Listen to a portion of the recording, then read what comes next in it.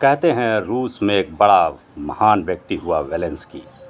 उसने धारणा के संबंध में बड़े अनूठे प्रयोग किए। उसके प्रयोग विश्व विख्यात हुए। आगे चलकर तो वह बहुत महान व्यक्ति बना। कहते हैं उसका बचपन बड़ी गरीबी में बीता। जब वह 10-12 साल का था तब उसे ट्रेन में बैठने का बड़ा शौक़ था, लेकिन क्योंकि वह गरीब था, उसके पास पैसे नहीं थे, तो वह टिकट नहीं खरीद सकता था। वह अकेले ही स्टेशन के आसपास घूमता रहता और ख्वाब देखता रहता ट्रेन में बैठने के। एक दिन उससे रहा नहीं गया और वह ट्रेन के अंदर बिना टिकट ही घुस गया और जाकर वह ट्रेन में सीट की बोगी के नीचे जाके लेट गया कि उसे कोई देख ना ले, टीटी उसे पकड़ ना ले। ट्रेन चल पड़ी और 2-3 स्टेशन के बाद ही उसमें टिकट चेकर घुसा और उसने लोगों से टिकट देखने शुरू किए। किसी ने इशारे में टीटी को बता दिया कि नीचे एक लड़का छिपा है। टीटी ने उससे कहा, योर्स टिकट। अब तो वह बहुत घबराया। उसने सोचा, अब तो ये टीटी मुझे ले जाकर न जाने कहाँ किस जेल में बंद कर देगा। मैं घर कैसे जाऊँगा, कैसे क्या होगा। वह बहुत चिंता में पड़ गया। लेकिन तभी अचानक उसने देखा उसके बगल में ही एक कागज़ का टुकड़ा पड़ा था। उसने वह टुकड़ा उठाया और मन में कुछ सोचा और एक धारणा बनाई। धारणा ऐसी बनी जो उसके जीवन की वह पहली धारणा थी। उसने एकाग्र चित्त होकर, फुल्ली कंसंट्रेट होकर यह विचार किया अपने मन में कि यह कागज़ का टुकड़ा कोई मामूली टुकड़ा नहीं, बल्कि मेरा टिकट है। और उसने नीचे लेटे ही लेटे वो हाथ से कागज़ का टुकड़ा टीटी की तरफ बढ़ाकर कहा, श्रीमान, यह है मेरा टिकट। टीटी ने उस कागज़ के टुकड़े को लिया और उसे पंच किया और वापस उस लड़के को दे दिया और कहा, जब तुम्हारे पास टिकट है तो तुम नीचे क्यों छिपे हुए हो, ऊपर आके बैठो।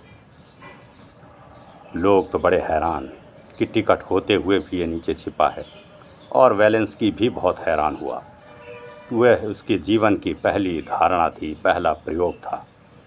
उसने सोचा, जब मैंने ऐसी ही खेल खेल में धारणा का एक प्रयोग मेरा सफल हो गया कि एक मामूली से कागज़ का टुकड़ा भी टिकट प्रतीत हो गया, तब तो इसमें बहुत प्रयोग किए जा सकते हैं।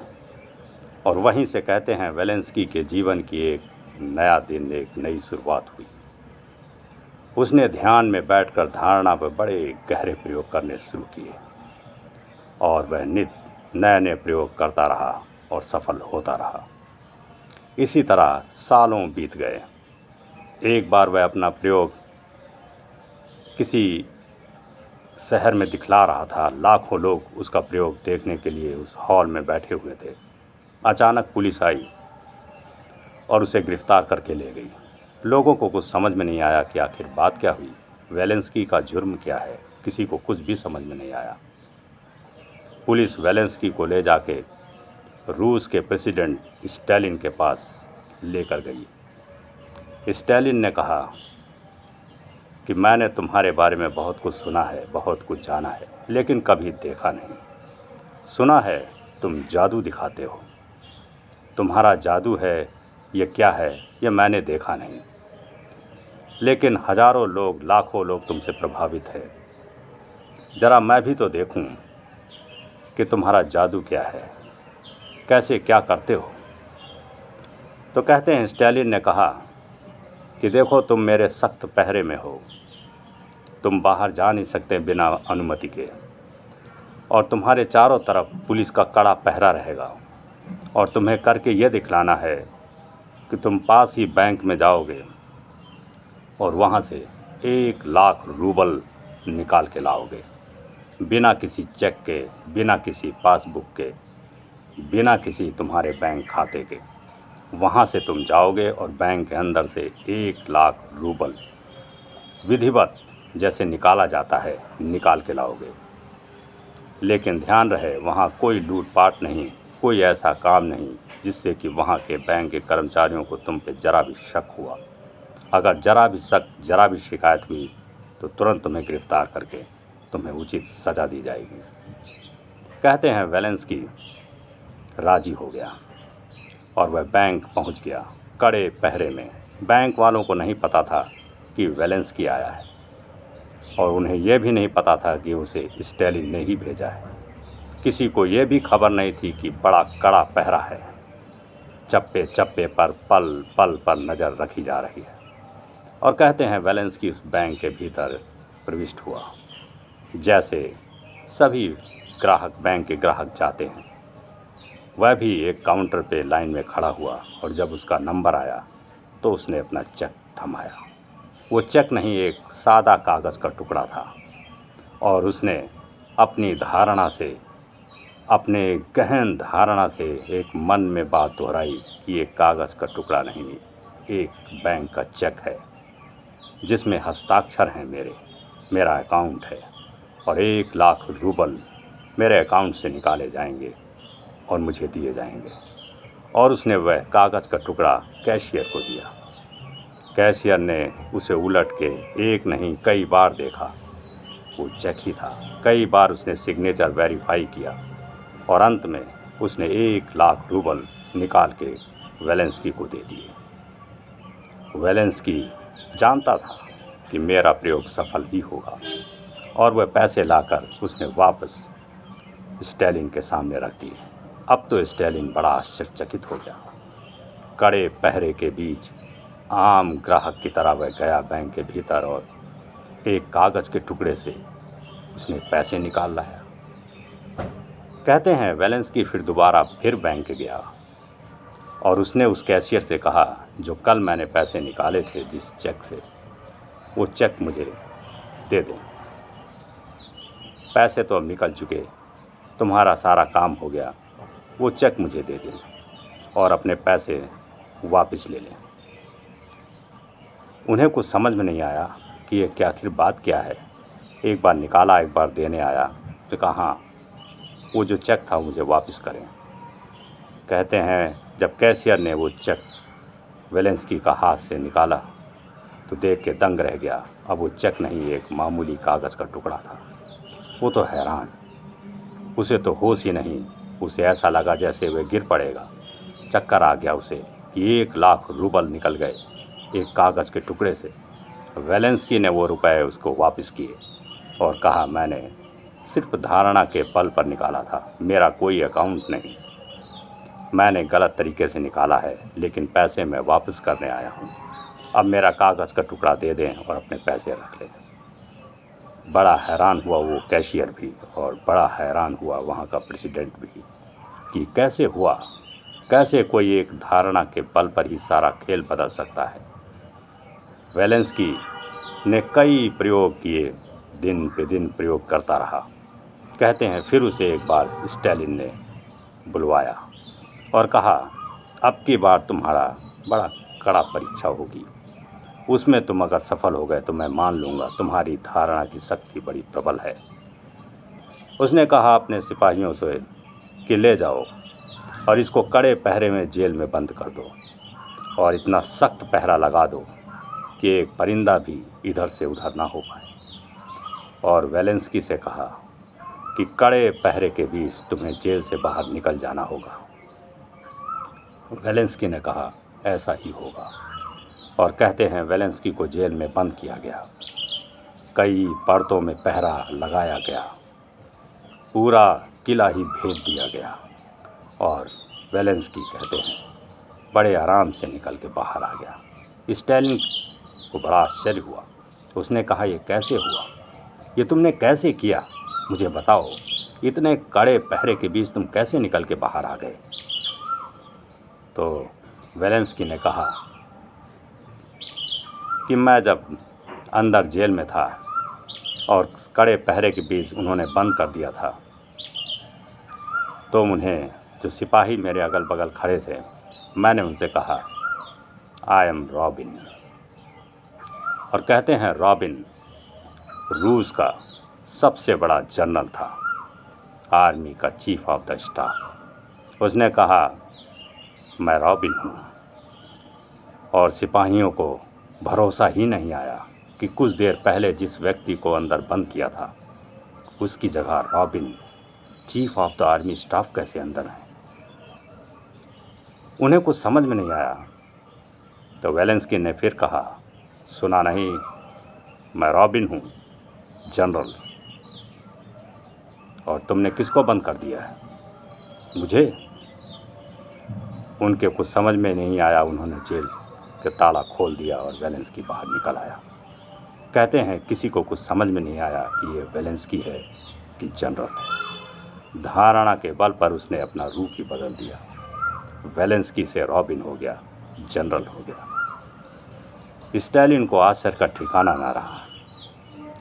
स्टालिन ने कहा, मैं मान गया तुम्हारी धारणा की शक्ति को, बस एक आखिरी प्रयोग और करके दिखला दो, तब मैं निश्चित हो जाऊंगा और उसके बाद मैं तुम्हारी कोई परीक्षा नहीं लूँगा। मैं तुम्हारा भक्त हो जाऊंगा, तुम्हारी हर बात मानूंगा। बस एक आखिरी प्रयोग, और वह प्रयोग यो होगा कि कल तुम मुझसे मिलने आओगे बिना किसी मेरी परमिशन के या किसी की परमिशन से। तुम रात 12 बजे मेरे कक्ष में प्रवेश करके दिखाओगे। कल रात 12 बजे, ध्यान रहे।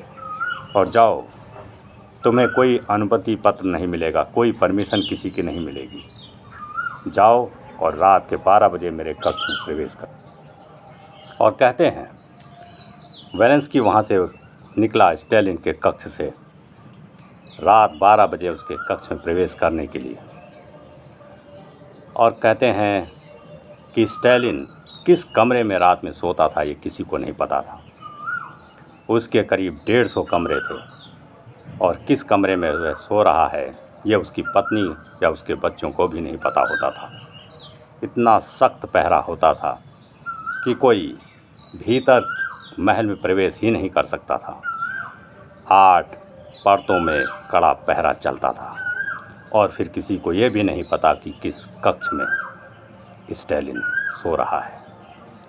उनके निजी सुरक्षा कर्मियों को भी नहीं पता होता था कि स्टालिन किस कक्ष में है। और कहते हैं कि जैसे ही रात के 12 बजे वेलेंस्की गेट के पास आया और उसने कहा, खोलो गेट। लोगों ने कहा, जो गार्ड थे, बोले नहीं सर, परमिशन नहीं है। बोले परमिशन नहीं, I am the vice president of Russia, dude. अब तो उनके आश्चर्य का ठिकाना नहीं रहा कि वो तो बिल्कुल वाइस प्रेसिडेंट ही थे।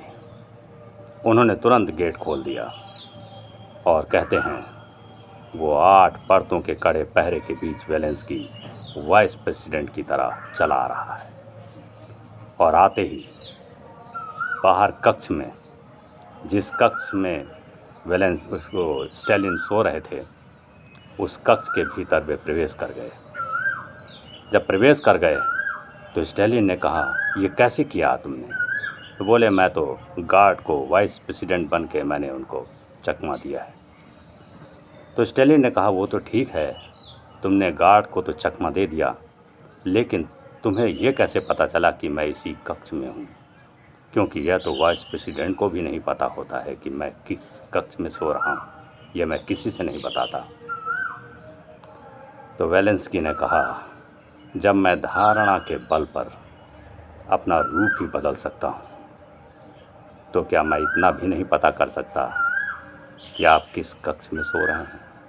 मुझे आर पार दिख जाता है कि कौन कक्ष के भीतर है। एक दीवार नहीं, 8 दीवारों की एक बड़ी दीवार हो तब भी मैं झांक लूँगा भीतर क्या है। धारणा की शक्ति बहुत प्रबल होती है। स्टालिन तो दंग हो गया। उसने कहा, मुझे भी सिखाओ, मैं भी सीखना चाहता हूँ, ये युद्ध में काम आएगा। मैं इस शक्ति का प्रयोग युद्ध में करूँगा। मैं दुश्मनों की फ़ौज को धारणा के बल पर उनसे ऐसा करवाऊँगा कि वे अपने ही देश के ऊपर बम फेंक देंगे। उनकी सेना अपने ही देश पर हमला कर देगी। मैं धारणा के बल पर उन्हें आदेश दूंगा, दुश्मनों को यह आदेश दूंगा कि तुम अपने ही देश पर हमला करके अपने ही देश को तहस नहस कर दो। स्टालिन ने कहा, यह मेरे दिमाग में एक आइडिया है, इसलिए मुझे धारणा सिखलाओ। कैसे होगा ये, क्या करना होगा? तो कहते हैं वेलेंस्की ने कहा, कुछ चीज़ें ऐसी होती हैं जो सीख कर नहीं पाई जा सकती। उसे आप यूं कहिए कि वो गॉड गिफ्टेड है, प्रकृति ने आपको दिया है। मैं धारणा की शक्ति का प्रयोग इसीलिए कर पाया कि ये जन्मजात है मेरे भीतर। मैंने बचपन में ट्रेन में एक कागज़ के टुकड़े को टिकट बना दिया था, तब मुझे पता चला कि ये तो मेरे भीतर पहले से ही मौजूद है। मैं कहीं सीख कर नहीं आया था कि टीटी को चकमा दूं, वो मेरे भीतर पहले से ही मौजूद था। तो कोई ना कोई गुण, कोई ना कोई चीज़ ईश्वर उसके भीतर पहले से ही बैठा देता है, डाल देता है, और वही उसकी शक्ति बन जाता है। तो ये सीखने से नहीं होगा, सीख कर आप इतना कुछ नहीं कर पाएंगे। ये जन्म से मिला है और ये मेरे साथ ही समाप्त हो जाएगा। हाँ, ये ज़रूर है कि आप ध्यान सीख सकते हैं, शांति सीख सकते हैं, मौन सीख सकते हैं, समाधि सीख सकते हैं, लेकिन धारणा की इतनी प्रबल, ध्यान का इतना उन्मुक्त रूप, इतने गहन प्रयोग पे आप तभी उतर पाएंगे जब आपके भीतर ये जन्मजात हो, तब, नहीं तो नहीं। तो कहते हैं फिर उसके बाद स्टालिन ने बहुत प्रयोग किए और उस वेलेंस्की से प्रयोग करवाता रहा, लेकिन वेलेंस्की ने कभी भी अपनी प्रतिभा का गलत प्रयोग नहीं किया। उसने लोगों का मन ज़रूर बहलाया, लेकिन कोई ऐसा काम नहीं किया जिससे किसी को नुकसान हो, कोई अनिष्ट हो। और इस तरह एक दिन उसने इस दुनिया से विदा ले ली। धन्यवाद।